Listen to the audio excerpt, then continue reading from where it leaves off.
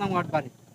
আমার বাবা গত শনিবারে আনুমানিক 5টার দিকে বাড়ির থেকে বের হয়েছে, আর বাড়িতে ফিরে যায় না। তারপরের দিন আমরা খোঁজাখুঁজি করে অনেক জায়গায় আমার আত্মীয়স্বজন বাড়ি খোঁজ খবর নিছি, নেওয়ার পরে পাই নাই। তা আজকে একজনের সংবাদ দিল যে একটা লাশ স্টিমার ঘাট রাস্তার মাথায় পাওয়া গেছে। আইসা দেখি আমার বাবার লাশ। আমার বাবা ভাষ্য মানে স্মৃতিশক্তি দুর্বল ছিল, আর এমনি আমার বাবার কোনো শত্রু ছিল না যে আরে মাইরিয়া কেউ ফালাইবো, এরকম কোনো শত্রু তার নাই। আমি চাই যে লাশটা এখন সাধারণভাবে আমাদের কাছে দিলে হয়তো আমরা দাফন করতে পারতাম। তো আমরা চাই না যে কোনো মানুষ হয়রানি হোক বা কিছু। জি জি যেটা রিয়েল ঘটনা, আমরা সেই রিয়েল ঘটনার আলোকেই আমরা কাজ করতে চাই। জি আপনাদের পাশে থেকে না, আমাদের পরিবারের কোনো আমাদের পরিবারের থেকে কোনো এরকম কোনো কিছু অভিযোগ হবে না, অভিযোগ করবো না।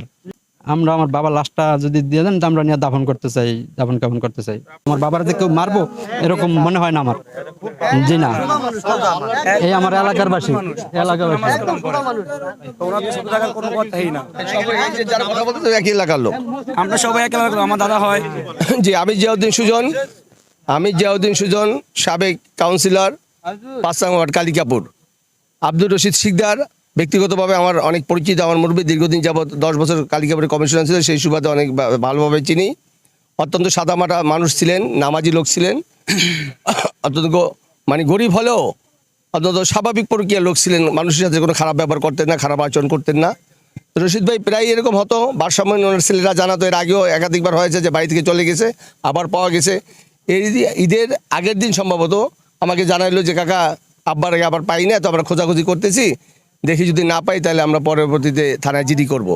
তো আজকে ওনার ছেলে আমাকে সম্ভবত 3টা বা 3:30টার দিকে এরকম টাইমে আমাকে ফোন দিল যে কাকা আব্বার লাশ, তো এরকম আমাকে একজনে ফোন দিচ্ছে, আব্বার লাশ স্টিমার ঘাটে আছে। আমি এখানে এসে দেখছি আব্বার লুঙ্গি এবং গেঞ্জি দেখি আব্বার লাশ শনাক্ত করছি, আব্বার লাশ।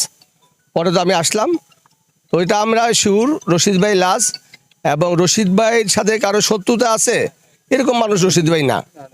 রশিদ ভাই সাথে ন্যূনতম, রশিদ ভাইকে মারা তো দূরের কথা, রশিদ ভাইকে একটা থাপ্পড় দেবে এই ধরনের মানসিকতার লোক, এই ধরনের রশিদ ভাই এরকম লোক না। আমরা শিওর এটা হয়তো উপর আল্লাহ দেখেছে যে হয়তো একটা দুর্ঘটনা, কিভাবে সে নদীতে পড়ছে এটা তো আর আমরা কেউ দেখি নাই।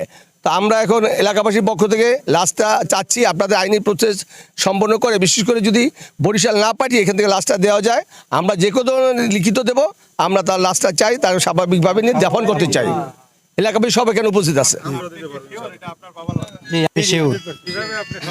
আমি শনাক্ত করলাম তার পরনের গেঞ্জি আর লুঙ্গি দেখে, আর পায়ের নখগুলা আমার বাবার, এটাই আমি শিওর করলাম।